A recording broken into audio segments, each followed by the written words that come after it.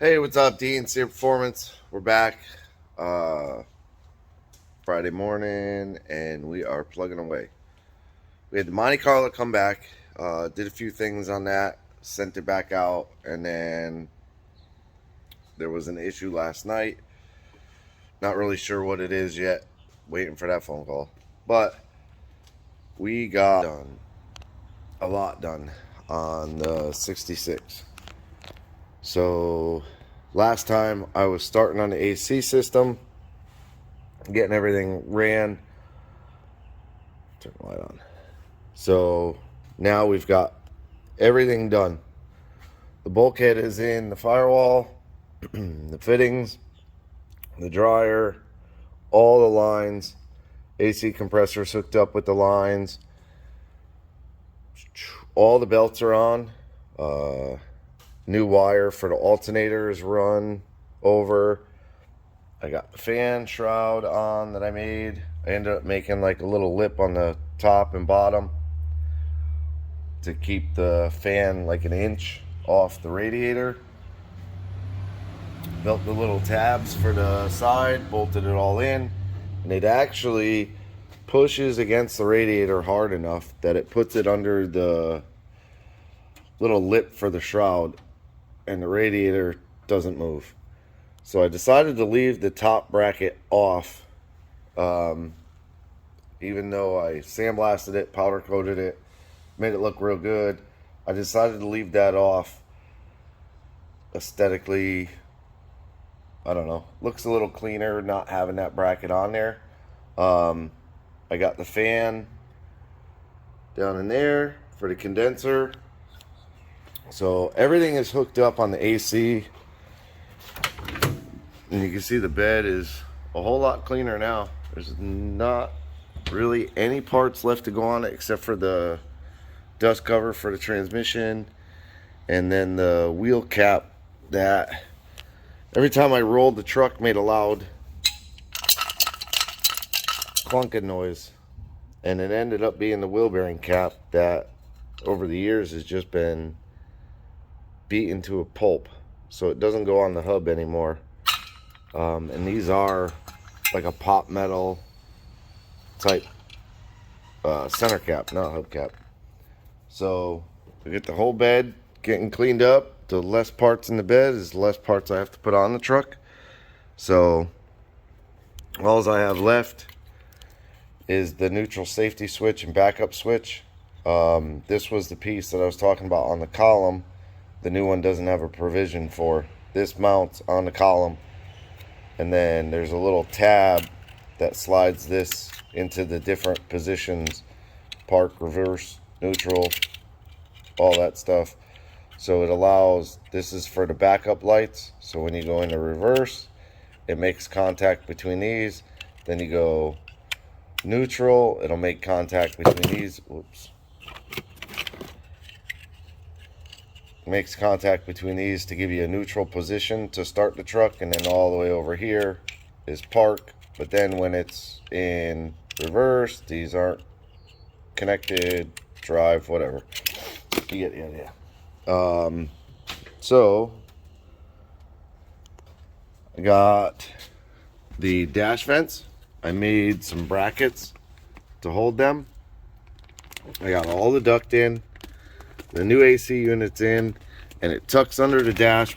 It's fairly decent. It gives enough room for a passenger to sit. Like I said, the old one mounted way out here, and kind of went down to the floor. So you didn't have a whole lot of room for a passenger. I made like the two center ones here, and then the driver one right there. So that duct runs all the way up, all the way over. Try and get it open.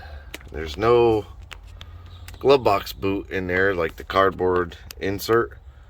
So that gave me access to all the top ducts on the AC unit. These ones do hang down under the dash. There's not a lot of room. You've got the defroster in there, the radio's in there. So there's not a lot of room behind these dashboards, but we made it work the best we can. What I had to do was this was, where is it? There it is. This was the big metal duct that goes to the firewall. I don't know if I can see it. Yeah, right there. So it came way out, way over into this, and this like diverter was mounted over here. So what I did was I cut the duct off the diverter and off the firewall plate, and I reused that plate to go on the firewall, and then made 2 round rings that I rolled with some tin, welded them to this side, welded them to that side, and then used another like 4-inch flex duct to push the air to this diverter. Salvadore, the son, the silver C10, made it very clear, keep the AC or the heat in the truck. So I had to really rethink getting that in, and by moving this way over here, it also, for this is the diverter to go defrost to floor. So that function is still there. The heater switch has a pull cable that hasn't had another trap door that just kind of closed off the air coming in. So I kind of had to sacrifice that door to allow, I could put these up a little bit higher, couldn't I?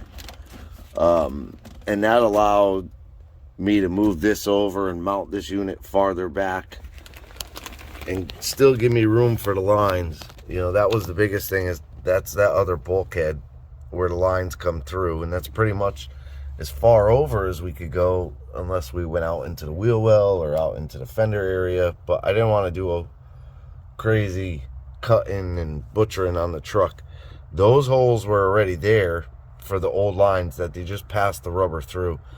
So I made this plate right there to cover the hole, the 2 holes that were too big, to get the nuts for the bulkhead. Like if I put the nuts on the holes, that whole bulkhead would have just fallen out. So I made that plate so that the nuts could go on it, get the lines in it, everything works. I mounted the switches up here, and it all works. The heater didn't work because the motor is completely shot in it. So we got a new motor, put it in the heater. Everything functions now, as far as the heat and AC, and the AC blows freaking ice cold. Let me get the gun. Alright, so I got the truck running. It's still kind of loud,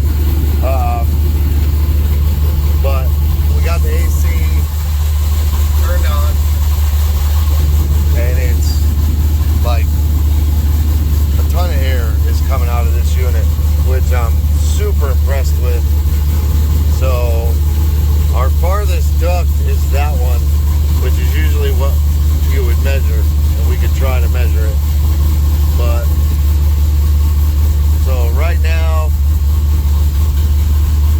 the floorboard is roughly like 75 degrees. Trying to get it inside the duct, which I cannot do.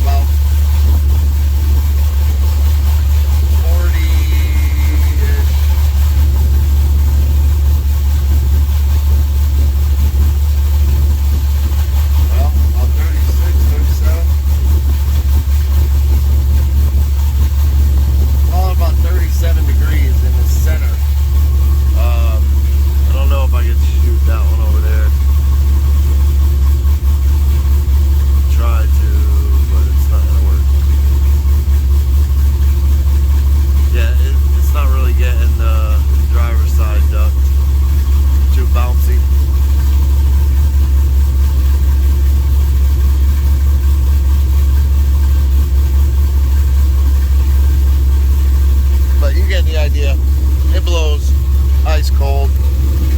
And now you can hear the truck no longer has open headers.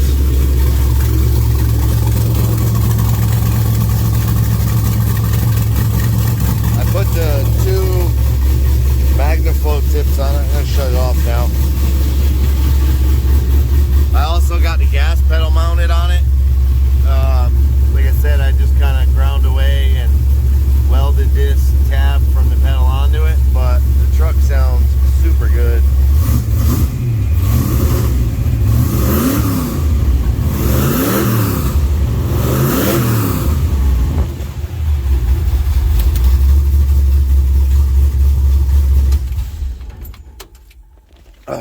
Sounds really good. So we did the long tube headers on it, and then bad knees.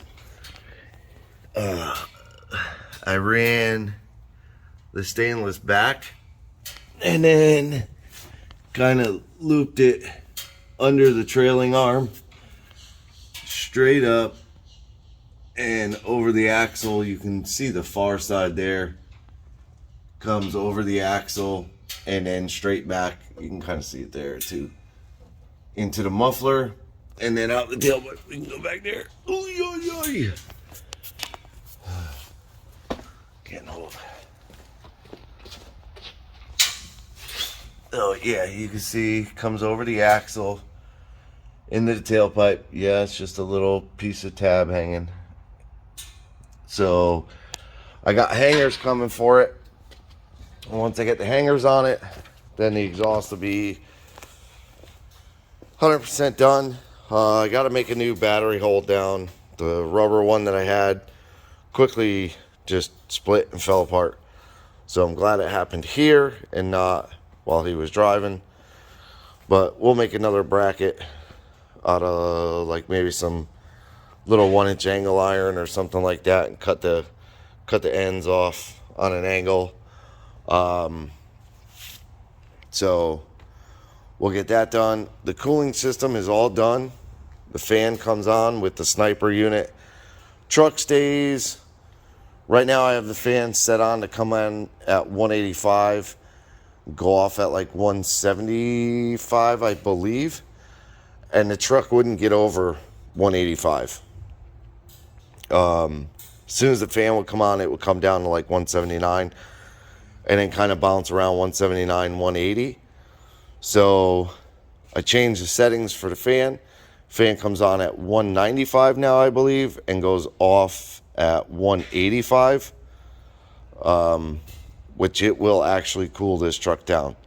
So I was a bit surprised, I guess you could say, by the plastic radiator, like the newer OEM style radiator. It is an aluminum core. It's not a very big core, but it works. And that could be the vertical flow design, that it works better, but it works really good. So super happy getting it done. Just a few things left on this. The hood with the blinker lights, exhaust hangers, neutral safety switch, and this truck is done, which I think for the neutral safety switch, because it's column, this piece here, this is the shift linkage that goes down to the transmissions. This piece on the very end of the column actually rotates to shift the transmission. So I think what I'm going to do is try and make a bracket off the fender, like a tab to come off and hold that neutral safety switch, and then maybe just a little tab off of this piece that slots into that little piece that slides back and forth. It's kind of my idea. The other idea was to pop the column back out, cut it open, see if this has a collar that goes through the whole column. I don't imagine it will. I'd imagine this column has more of a bushing down here, and just the steering rod goes up. But I mean, has to have something to turn this. So I don't really know. But I don't want to butcher apart a new column to be like, oh, I can't do that. So I kind of chose to not do that yet. I hope I don't have to do that. But we're going to try to get it done. I'm going to get it done. Not try. And then we have a ton of new projects coming in. Bunch of aerial projects and stuff. We are super backed up. They are... Wait, no.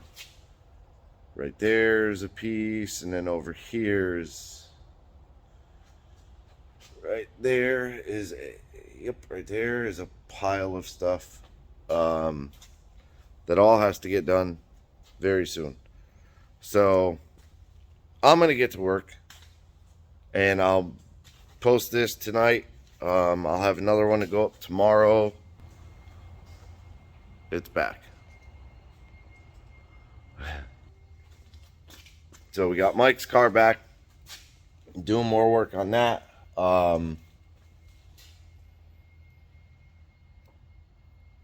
It's always nice when you're doing something and then you get to try a wire that has like 2 strands holding it together. So I'll have to see what that goes to, just to kind of look. Goes up and over. Well, that should be for the fuel pump. So I don't know which one it is here. So it does come up here, here. Oh no, it's actually just blank. So I don't know what that's for. But anyways, long-winded video, but we're gonna get to work, get stuff done. I appreciate you watching. Do me a favor, hit the thumbs up, hit the subscribe if you're not already subscribed, and leave me a comment. Have a good day and a happy Easter.